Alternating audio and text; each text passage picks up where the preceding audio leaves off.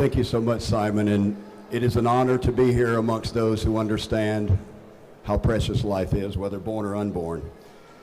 But isn't it also tragic that we have to even be here today, standing before over 4,000 pairs of shoes that are symbolic of the number of unborn children we abort in Iowa each year?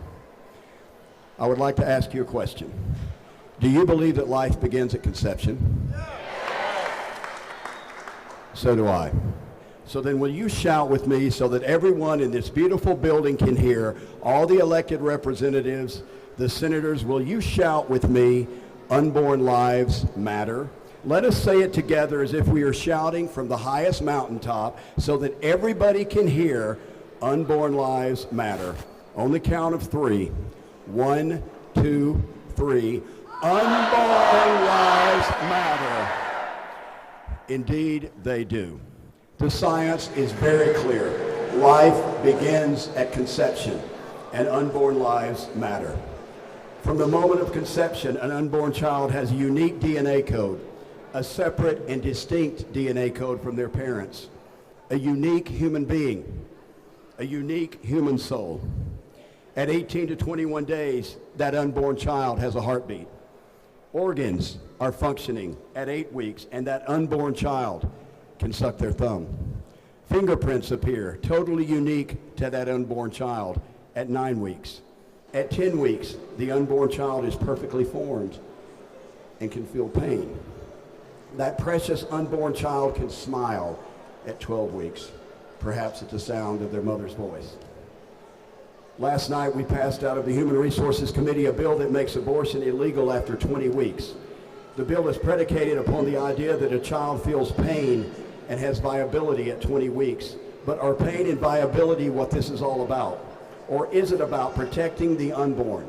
Unique human beings with the building blocks of life that will make them a distinct and special person. The question of when life begins is really the only issue, isn't it, that matters in this debate.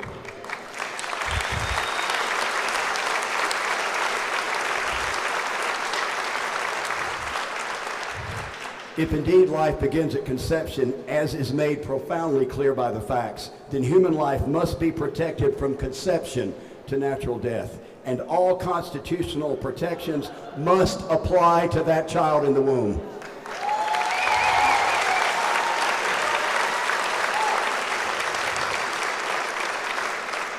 The basic right to life should belong to every single human being. Our Declaration of Independence declared long ago, we are created equal. It doesn't say we are born equal. It says we are created equal, and I believe that means from conception.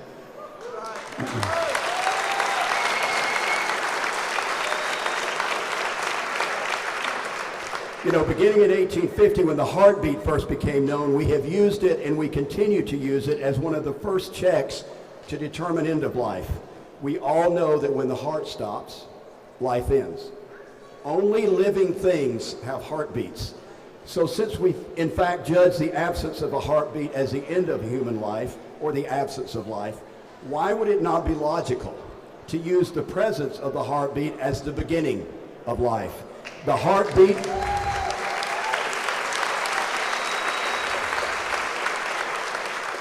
The heartbeat is present as early as 18 to 21 days, and it is certainly present at 20 weeks. There was an amendment to the 20-week bill that would have recognized the heartbeat of the unborn child as the moment that life must be protected.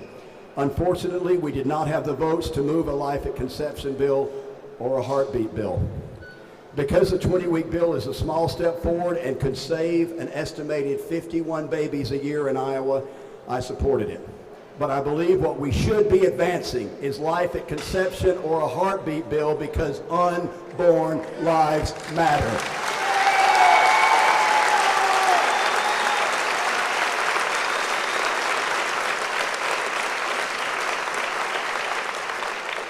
Repeat it with me again, please, so everyone in this building hear it. Unborn lives matter. Much of the conversation I hear around abortion centers on the rights of the mother and the idea that government has no right to dictate what a woman can do with her body. But we already know that the child is a distinct human being inside the mother with their own DNA code. So what about the rights of the unborn child and what is done to their body? Should their voice not also be heard in this discussion? Unborn lives matter. We cannot ignore the facts or silence those voices any longer.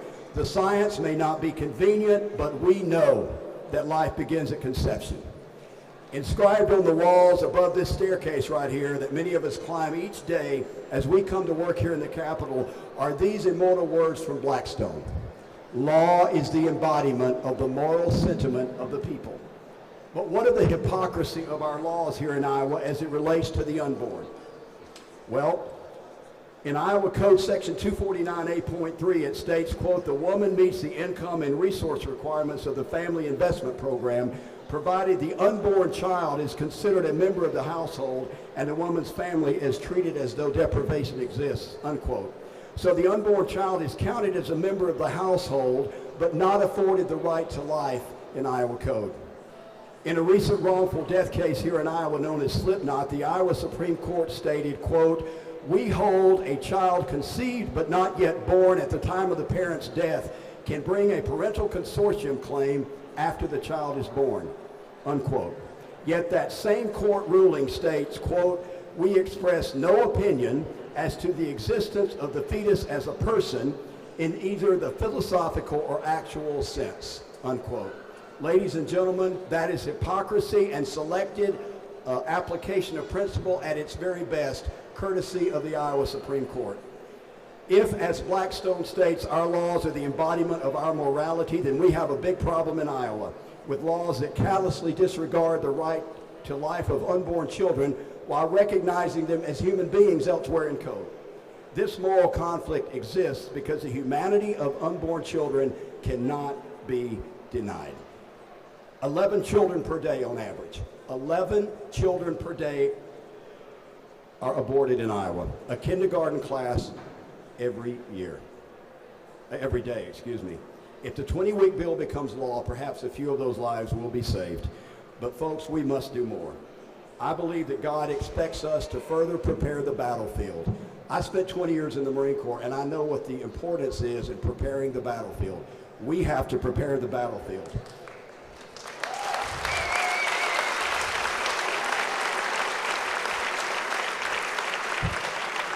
So how do we do that? Each of you in attendance today can be asking a specific question of those seeking office in the Iowa House or Senate.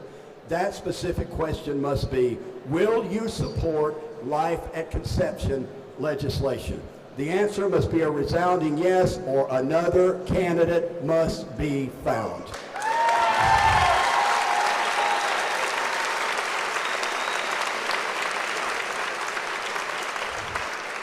I will close by saying this. Ultimately, we will win this fight.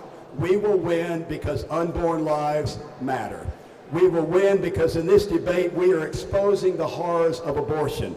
We will win because in this debate we are proving that unborn children are human beings that deserve the right to be born. We will win because we are proving that unborn lives matter. The humanity of the unborn and their right to life will not be diminished by signs with clever slogans, pink shirts, or abortion mills that seek profit over life. Let us prepare the battlefield as never before because unborn lives matter. Thank you and God bless you.